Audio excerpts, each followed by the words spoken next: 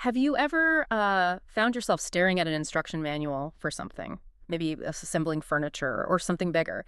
And it's so monumental, so incredibly detailed that your first thought is just how? How is this even possible? Right. Where do you even begin? Exactly. Well, today we're diving deep into what might just be the ultimate blueprint. We're looking at Genesis chapter 6, specifically verses 15 through 20. Ah, Noah's Ark. Precisely. This is where we uncover God's, well, remarkably precise instructions to Noah for building this ark. And in doing so, we get this glimpse into his vast plan. It's intricate.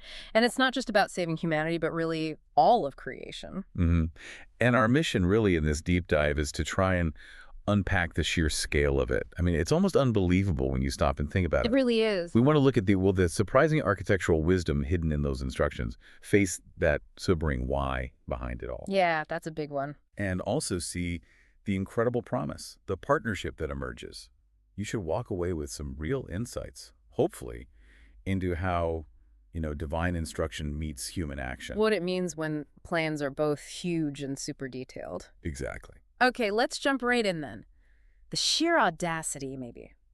The scale of this project. It starts with the ark's dimensions. Right there in verse 15. Yeah, the text gives us incredibly specific measurements.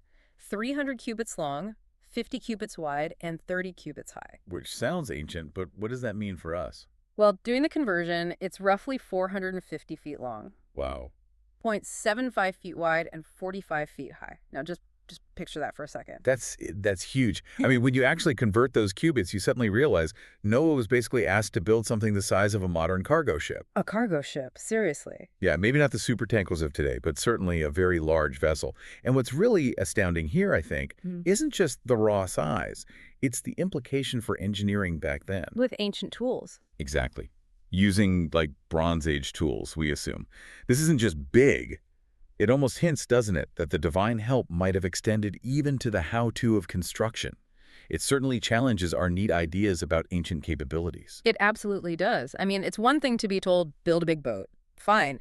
But it's another thing entirely to get instructions that almost read like, well, like a shipbuilder's manual. Yeah. God wasn't just giving dimensions, he laid out a pretty practical, detailed blueprint. The text mentions things like make a roof for it, Right, with an opening. leaving below the roof an opening 1 cubit high all around. And then other features, put a door in the side, make lower, middle, and upper decks. What do these details tell us? Okay, this is where it gets really fascinating, I think. That 1 cubit opening. All around the top edge, just below the roof. Yeah. That's not just decoration.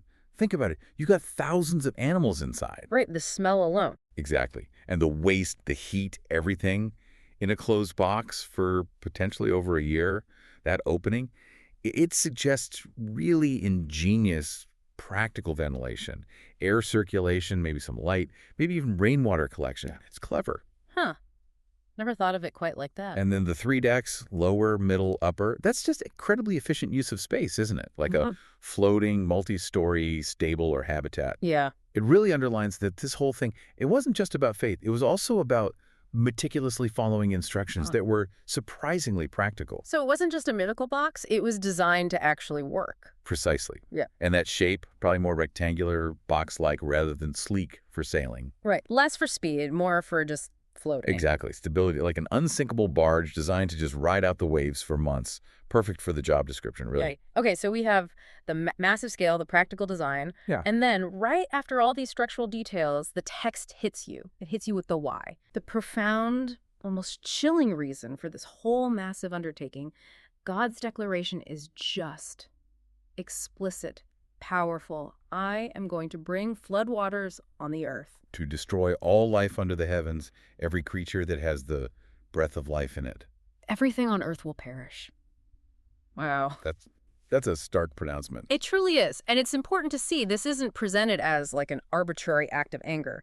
The text earlier in Genesis 6, it describes the earth as corrupt and filled with violence. Right, it sets that context first. It does. So this judgment, this flood, is framed as God's response to this, well, escalating moral crisis, a kind of reset almost to preserve humanity's potential down the line.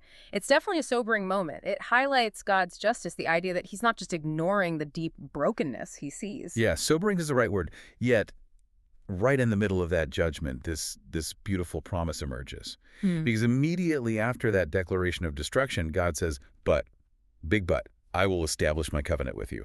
And you will enter the ark, you and your sons and your wife and your sons' wives with you. That's the lifeline right there. It is. And it's actually more than just a lifeline. That word, covenant, this is the very first time it appears in the entire Bible. Really? The first time? The first time. Hmm. So this isn't just God making a simple promise. A covenant is, well, it's a solemn binding agreement. It's initiated by God, and it carries terms, expectations. It's sort of laying the groundwork for how God is going to relate to humanity from here on out. This is foundational. Absolutely foundational. This covenant with Noah, it sets this powerful precedent. God commits himself despite human failure. And that theme, it just echoes right through the rest of the biblical story. It's a huge moment, a sign of hope right in the middle of this impending judgment. And the scope of this covenant, this salvation plan, it goes beyond just Noah and his family, doesn't it? It does, and that's crucial. God continues with instructions for the animals. You are to bring into the ark 2 of all living creatures, male and female, to keep them alive with you. And then he specifies even further. Yeah. 2 of every kind of bird, of every kind of animal, and of every kind of creature that moves along the ground. And here's a key part. Will come to you to be kept alive. That detail will come to you is so important. But focusing first on the scope, this shows God's care extends to all creation, not just people. Right. Not just humanity-centric. Exactly. It's easy for us to just focus on Noah, his wife, his sons, their wives. But the text makes it really clear God's plan for preservation included the whole created order, the birds, the livestock, the wild animals, the creepy crawlies. It's a powerful reminder, then, that God's concern, his sovereignty maybe, it extends beyond just human affairs. It includes the whole ecosystem. That's a great way to put it. The ecological balance of the planet seems to be part of the picture here. Okay, so this brings up the obvious logistical question, the one I imagine everyone listening is thinking right now. Uh-huh. How did he do it? Yeah. How did Noah, one guy and his family, manage to round up 2 of literally every kind of bird, animal, creature? I mean, did he just go on the most epic worldwide safari ever imagined? Yeah, that's the image we sometimes get, right? Noah with a giant net chasing things down. Exactly. But that's where that phrase we highlight is so crucial. The text says the animals will come to you. Ah. No one doesn't have to launch this impossible global expedition. It points to this divine orchestration. God is bringing them. So it's a partnership.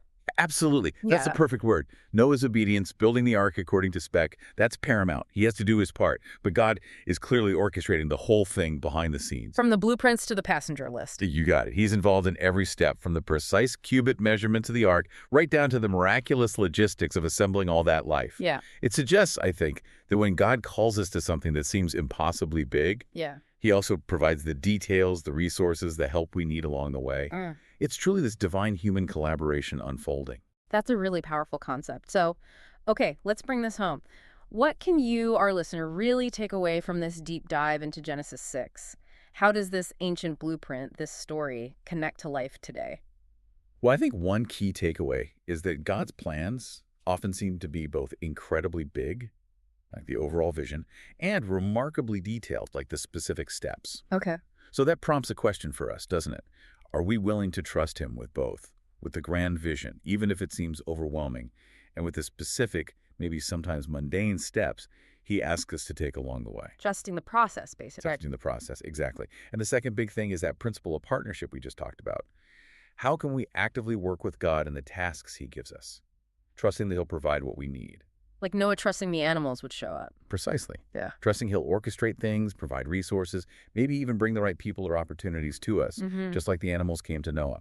Maybe an unexpected insight here is that immense faith isn't just about, believing the big picture. Yeah. It's also about meticulously following those practical, sometimes tedious steps, like cutting lumber to the right lengths day after day, knowing that the big picture actually depends on those small acts of obedience. That really grounds it. And I'll add maybe just one final thought for reflection for everyone listening. Where in your own life, right now perhaps, do you see maybe the intricate details being provided or orchestrated for you, especially as you tackle something that feels overwhelming? That's good.